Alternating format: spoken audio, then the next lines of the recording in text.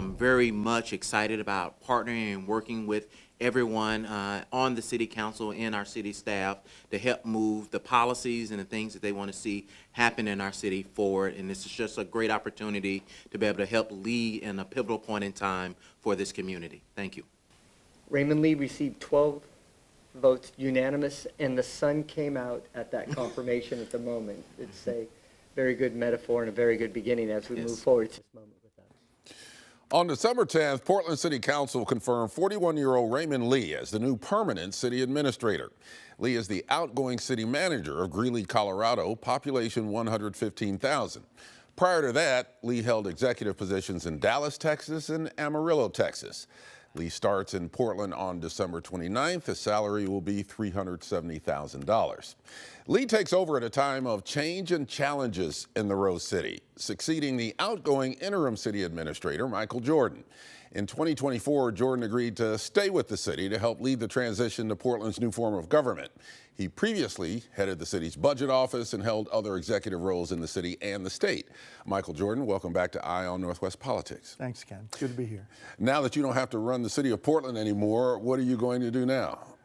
I'm planning to do a lot of nothing for about 6 months. I've been told by many friends who have already made the passage over to retirement that don't make too many commitments right off the bat and find out a new rhythm in life. And I've been doing this for 41 years, and so I'm looking forward to a little bit of time off.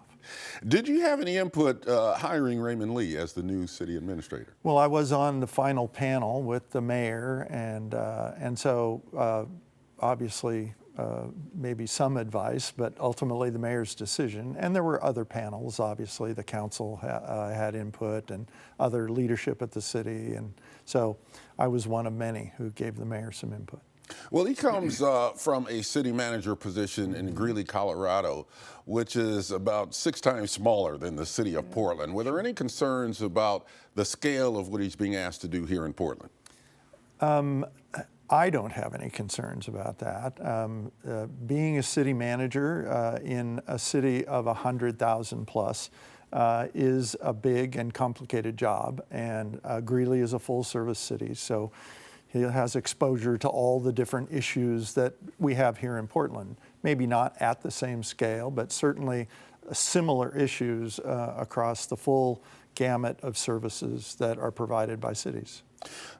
Portland city government expanded from a 5-member commission to a 12-person city council elected by district. The city administrator now runs the bureaus instead of individual commissioners, as was in the previous system. How difficult has that transition been? Because you've been there for both sides of this. Yeah, no, I don't think it's any secret that it's been challenging, the transition. You're talking about 13 new elected officials, a structure that has no history, no cultural norms, and a few paragraphs of text in the charter that tells you what to do.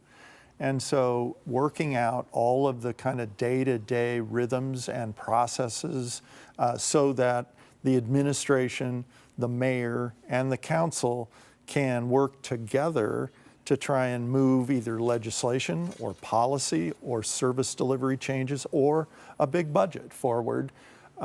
It takes all 3 of those entities working together to do that. And I think it's certainly without a lot of guidance, there's no question we bumped into each other a few times along the way this year.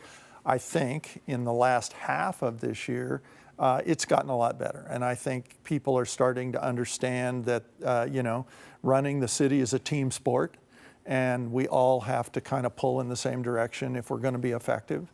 And I think people are getting there, and the processes are getting put in place to do that more effectively.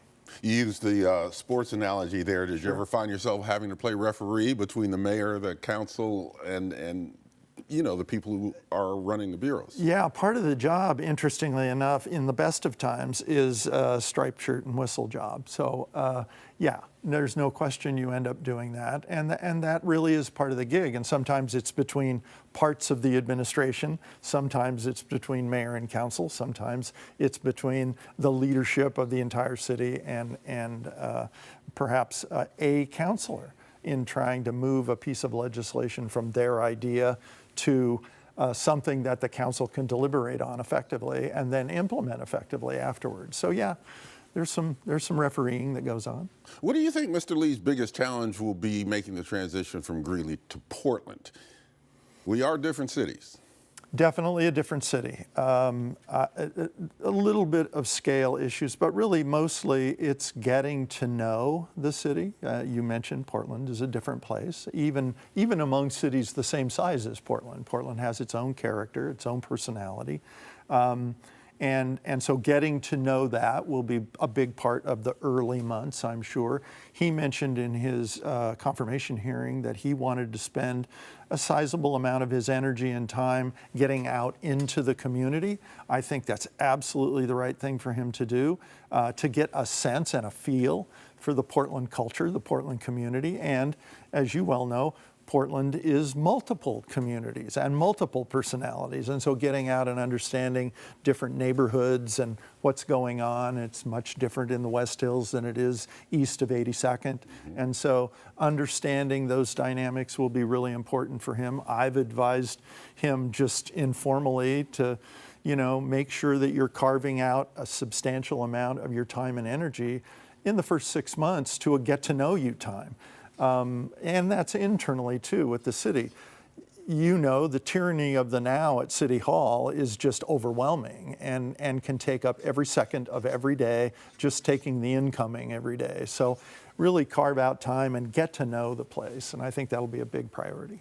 The Democratic Socialists on the council formed a coalition called Peacock, or the Progressive Caucus. How has that influenced the workings of City Council overall?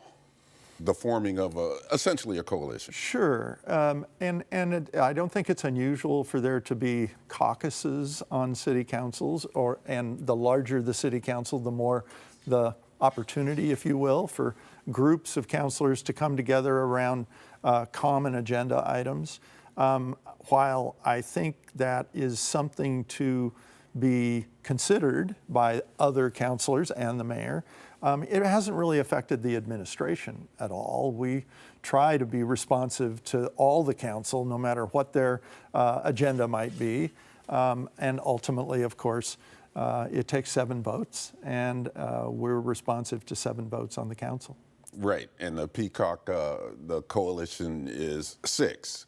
So they still have to get somebody else on the council to go along if they decide to vote as a block. Certainly, if they decide to vote as a block. And I guess I would tell your viewers that while there's been some publicity around this group of councilors, I have seen them not vote as a block quite often.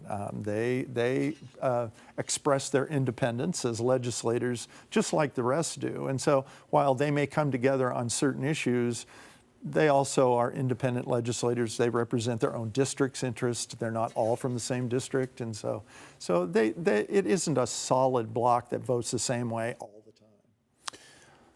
Michael Jordan, City Administrator, thank you very much for being back here on Eye on Northwest Politics. Good luck in retirement as well.